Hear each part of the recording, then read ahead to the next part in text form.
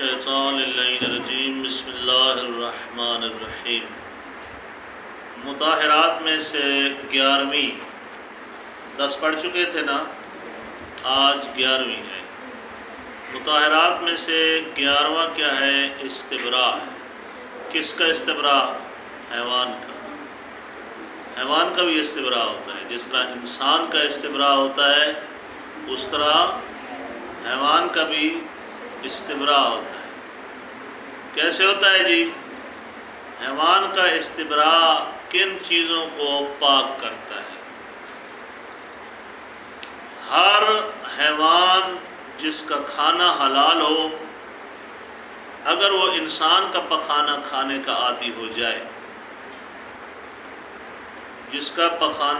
ہر حیوان جس کا کھانا حلال ہو، یعنی حیوان کو کھانا، بکری، بھیڑ، اونٹ، گائے، مرغی، جن کو کھانا کیا ہے؟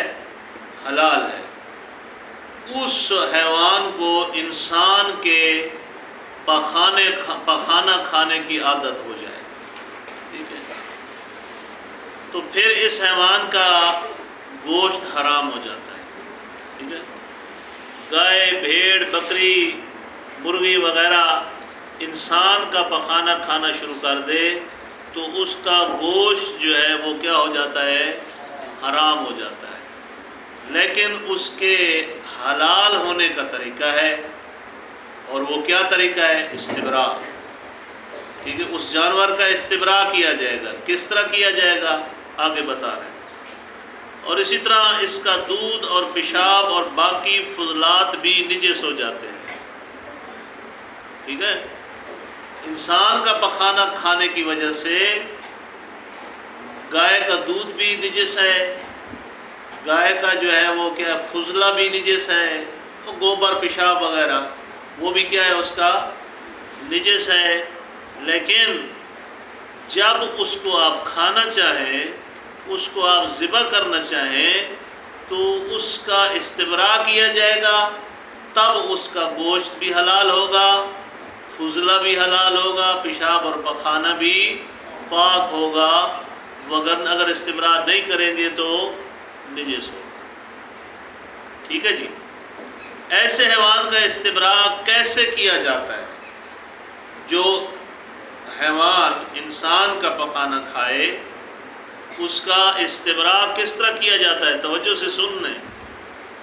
انسان کا پخانہ کھانے والے جانور کو جلال کہتے ہیں، جلال، ٹھیک ہے۔ جلال یعنی لام کے اوپر شد ہے، کیا کہتے ہیں اسے؟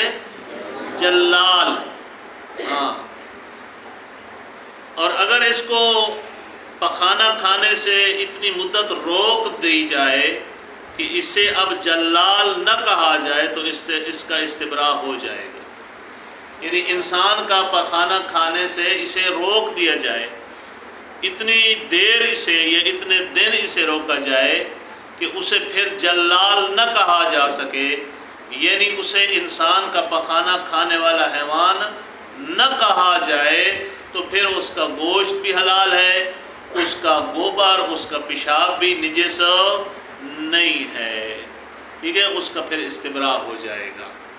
اچھا، اس جانور کو پخانہ کھانے سے روکنے کی کوئی مدت معین ہے؟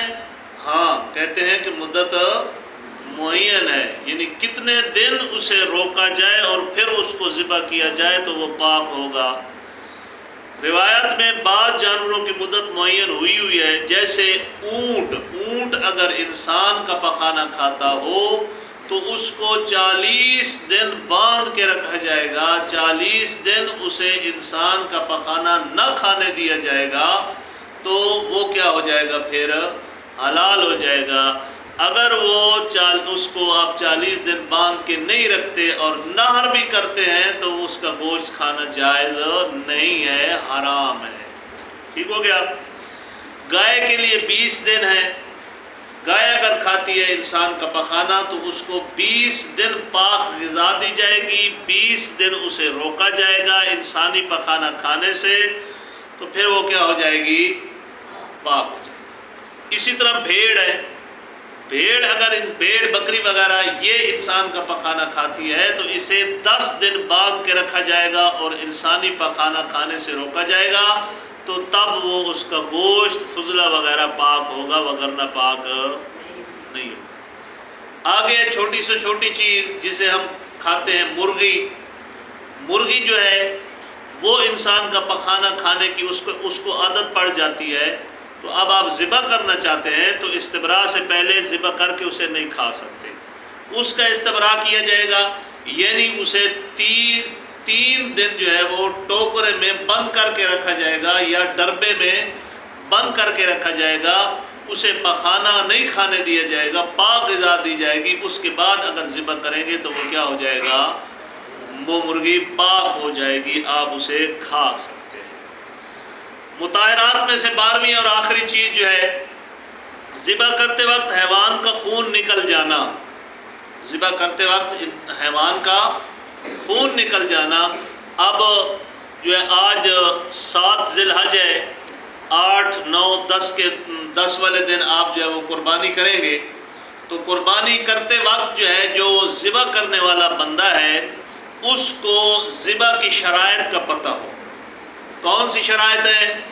ذبح کرنے والا مسلمان ہو، ذبح کرنے والا جس آلے سے ذبح کر رہا ہے وہ تیز ہو، ذبح کرتے وقت اس جانور کے جو ہے وہ پیٹ جو ہے وہ اس کی ٹانگیں جو ہے وہ قبلہ رخ ہوں، ٹھیک ہے، یعنی دوسرے لفظوں میں کہ اس کا منہ قبلہ رخ ہوتا ہے، تو اس کی جو ہے وہ گردن والا حصہ وہ تھوڑا سا نیچے ہو اور جو اس کا باقی جسم ہے وہ تھوڑا سا اوپر ہو۔ کیوں؟ جب ذبح کیا جائے تو جسم میں جتنا خون ہے اس کا وہ جب نکل جائے گا، اس طریقے سے اس کو رکھا جائے، یعنی اس کا پیٹ اور باقی جو جسم ہے اس کا وہ تھوڑا سا اوپر ہو اور گردن اس کی نیچے ہو۔ جب اسے آپ ذبح کریں گے جسم میں جتنا خون ہے وہ کیا ہو جائے گا، نکل جائے گا، اور اس کے باوجود جو باقی بچ جائے گا وہ کیا ہے، خون حلال ہے، ٹھیک ہے۔ تو آپ نے تو ذبح نہیں کرنا، لیکن پتہ ہونا چاہیے کہ ذبح کرتے وقت جو ہے وہ جانور کو اس کے ہم جنس کے سامنے نہیں ذبح کرنا چاہیے، ہم جنس کے سامنے، یعنی جانور کے سامنے اسے ذبح نہیں کرنا چاہیے، اسے پانی پلا کے ذبح کرنا چاہیے۔ اچھا، پھر اس کو ذبح کرتے وقت جو ہے وہ تکبیر کہنی چاہیے، تکبیر وہی کہے گا کہ جو مسلمان ہوگا، جو تکبیر کو مانتا ہوگا، آلہ تیز ہو، پانی پلانا چاہیے، یہ ساری چیزیں جو ہیں وہ جانور کو ذبح کرتے وقت جو ہے وہ ملحوظ خاطر رکھنی چاہیے، ان کا لحاظ کرنا چاہیے۔ تو اب یہ قربانی کا جانور جو ہے جب ذبح ہو جائے گا، اس کی کھال وغیرہ اتارنے کے بعد اس کے گوشت کے 3 حصے کیے جاتے ہیں، ایک حصہ جو ہے وہ خود کے لیے رکھا جاتا ہے، دوسرا حصہ جو ہے وہ اپنے عزیز و اقارب جو ہے اپنے عزیز و اقارب ان میں تقسیم کیا جاتا ہے، اور تیسرا حصہ جو ہے وہ غرباء اور مساکین میں تقسیم کیا جاتا ہے۔ یہ ہے قربانی کا جانور جس کو آپ جو ہے، اچھا ایک بات ذہن میں رکھیں کہ گھر کا پلا ہوا جو جانور ہے، جو آپ نے گھر میں رکھا ہوا ہے، گھر کا پلا ہوا جانور جو ہے اس کی قربانی مکروہ ہے۔ مکروہ سے کس طرح بچا جائے گا؟ یعنی جو گھر کا پلا ہوا ہے اسے جو ہے وہ اگر آپ برا بھلا نہیں کہتے، مثال کے طور پر جھڑکی نہیں دیتے، اے تیرے سائی مرے نہ فلانے ڈھینگنے، اس طرح آپ اسے نہیں کہتے تو کوئی حرج نہیں، پھر مکروہ نہیں ہے۔ اس کو عزت و احترام کے ساتھ رکھیں، قربانی کا جانور سمجھ کے، اس کو چھریاں لگنی تے فلان تے ڈھینگ اس طرح بندہ نہ کہے، تو پھر کیا ہے وہ یعنی مکروہ اسی وجہ سے ہے نا کہ آپ اسے برا بھلا کہتے ہیں، پھر اس کو تبدیل کر دینا چاہیے کسی اور جانور کے ساتھ، جو ہے وہ مثلاً وہ کسی کو دے دے اور دوسرا اس کے بدلے میں لے آئے، ٹھیک ہے۔ کیا نام ہے اس کا، یہ ہے قربانی کے جانور کی جو ہے وہ شرائط۔ پھر انشاءاللہ آگے ہم جو ہے وہ وضو کے احکام شروع کر رہے ہیں۔ یہ مطہرات آج ہماری کیا ہو گئی، تمام ہو گئی۔ وضو کے احکام انشاءاللہ کل ہم شروع کریں گے۔ قربانی کی جو ہے وہ مطلب شرائط، اور یہ آپ نے ان کو گھر والے اگر نہیں جانتے تو انہیں بھی آپ کو بتانا چاہیے کہ جانور کو ذبح کرنے سے پہلے یہ چیزیں جو ہے وہ ضروری ہیں، یہ کرنی چاہیے اور پھر اس کو ذبح کرنا چاہیے۔